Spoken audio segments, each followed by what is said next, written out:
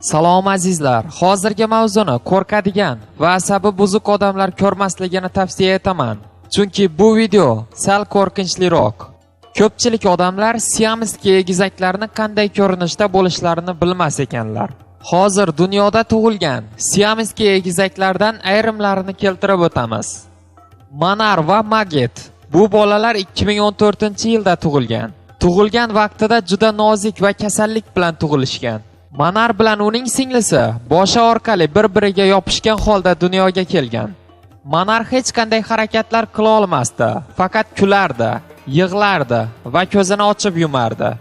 Bu bolalar 5 oy davomida shifoxonada shifokorlar ko'rigida bo'ldi. Lekin qizning ahvoli kundan kunga yomonlashib bordi. Chunki uning boshiga yopishgan holda tug'ilgan singlisi allaqachon vafot etgandi.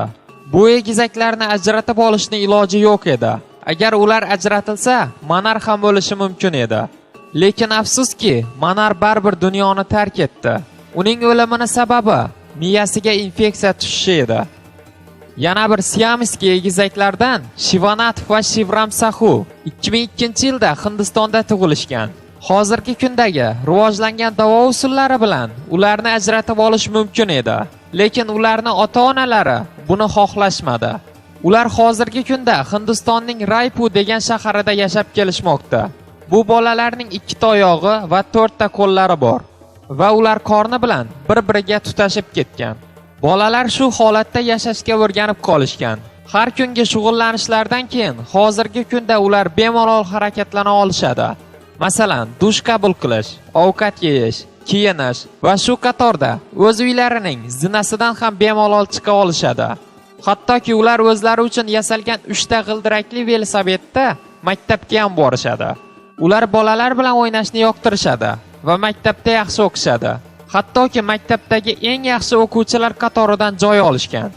Bolalarning ota-onasi yoshligida ularni ajratishga rozi bo'lishganda, bolalar nobud bo'lishi mumkin edi.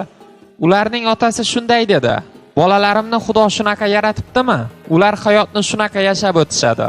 Agar o'g'illarimni ajratish uchun bo'ladigan jarrohlik operatsiyasi bepul bo'lsa ham men bu ishni qilmayman", dedi bolalarning otasi.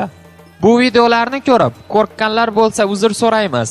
Shu mavzu sizni qiziqtirib qolgan bo'lsa va mavzuni davomini ko'rishni istaganlar bo'lsa, 1500 ta like to'plangan kuni videorolikni davomini joylaymiz. Bizdan uzoqlashmang, Dunyo shou bilan qoling.